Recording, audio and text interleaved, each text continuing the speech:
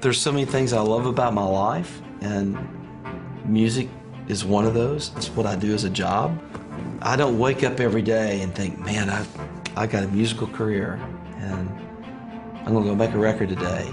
But I just as much enjoy just loving on people. I love when I get into a youth group, and I love finding the underdog. I love finding the kid in the corner that you know is the outcast, and I love going up to that kid and put my arm around that kid. I could do stuff like that for the rest of my life and not sing another song. Grew up playing drums, wrote my first song when I was 5 years old. Was able to hear a pop song and be able to play it. And I was in the choir in a little Baptist church, and my heart was really after the Lord. All I wanted to do was just pick up a guitar and sing praise songs.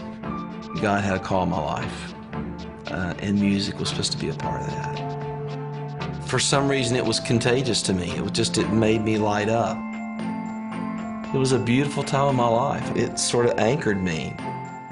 I felt like I was riding a wave that really was something very, very pure, and that really penetrated into my heart. This is just what I'm supposed to do with my life.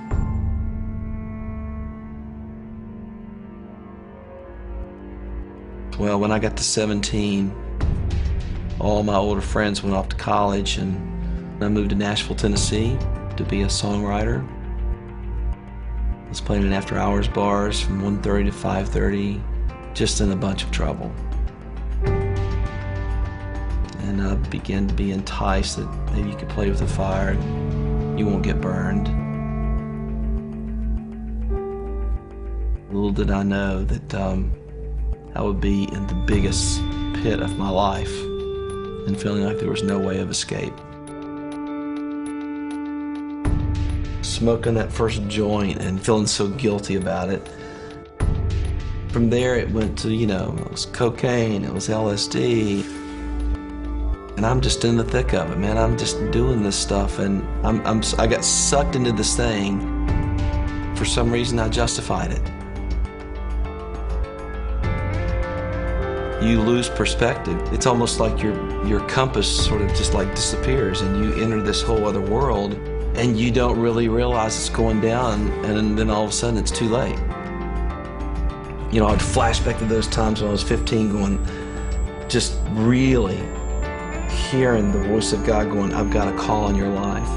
I knew where I belonged. I just couldn't get out of the mess that I was in.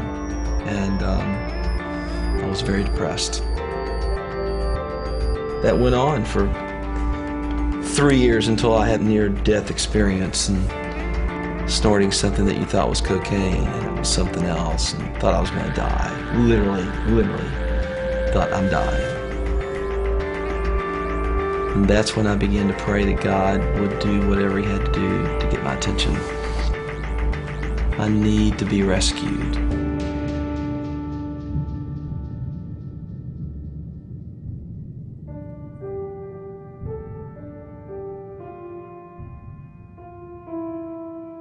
Everything began to change. And in November of '79, I got rescued at 12:30 at night on the linoleum floor of my kitchen right outside of Nashville. I went on the floor and just began to shake. And I was crawled up like a baby, and I was just weeping. I was weeping, and I wept, and I wept, and I cried, and I cried, and I just began to cry out for God. The God of the universe came and wept with me on that floor, and I haven't been the same since. It all changed.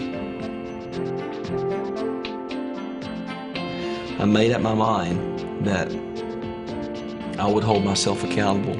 I would surround myself with great people. One thing led to another. 8 months later, I got my first songwriting contract, was getting paid $200 a week to write songs. I thought I'd died and gone to heaven. And then all of a sudden, I found myself getting a record deal, and I'm in the studio 14 hours a day, and I'm writing songs, and all of a sudden, I'm opening up for Amy Grant, and I'm doing my own tours, and then all of a sudden, you find yourself filling arenas. never could have orchestrated any of this. And so, been pretty remarkable. God's faithful.